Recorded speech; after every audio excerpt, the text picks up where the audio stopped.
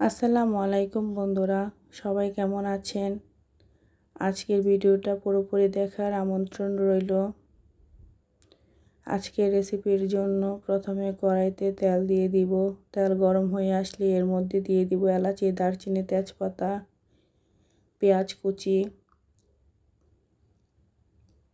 পেঁয়াজটা ভালো করে ভাজা ভাজা করে নিব।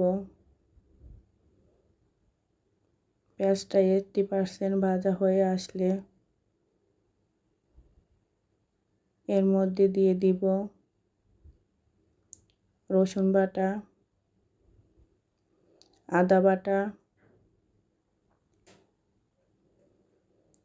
পেঁয়াজের সাথে ভালো করে আদা রসুনটা আবারও কষিয়ে নিব। এমন করে ভাজতে হবে যেন আদা রসুনের গায়ের কাঁচা গন্ধটা না থাকে। আদা রসুন ভাজা ভাজা অবস্থায় চলে আসছে।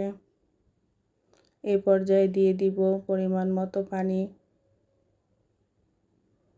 পানিটা গরম হয়ে আসলে এর মধ্যে দিয়ে দিব লবণ, হলুদের গুঁড়ো, মরিচের গুঁড়ো, ধনিয়ার গুঁড়ো,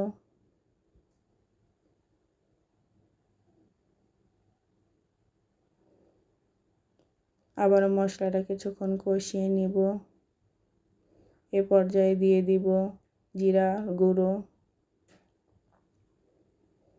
গরম মশলার গুঁড়ো।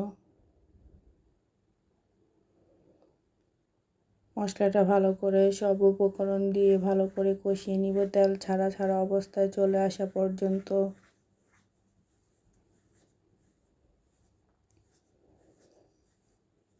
দেখুন মশলাটা কষানো হয়ে গেছে। এই পর্যায়ে দিয়ে দিব ধুয়ে রাখা খাসির গোশতগুলো।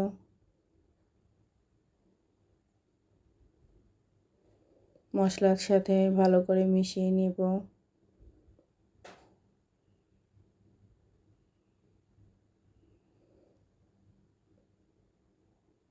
মশলার সাথে ভালো করে মিশিয়ে নিলে ঢেকে রান্না করব। এর মধ্যে কোনো প্রকার পানি দেওয়া হবে না।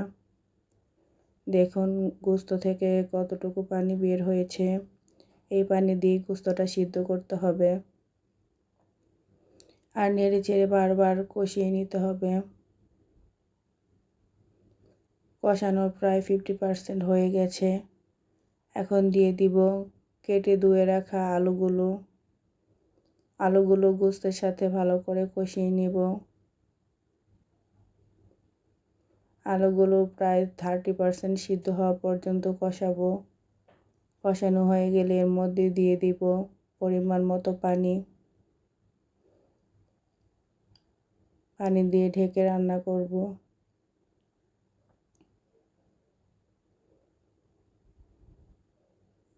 আলু দিয়ে খাসির গোশত খেতে দারুণ লাগে।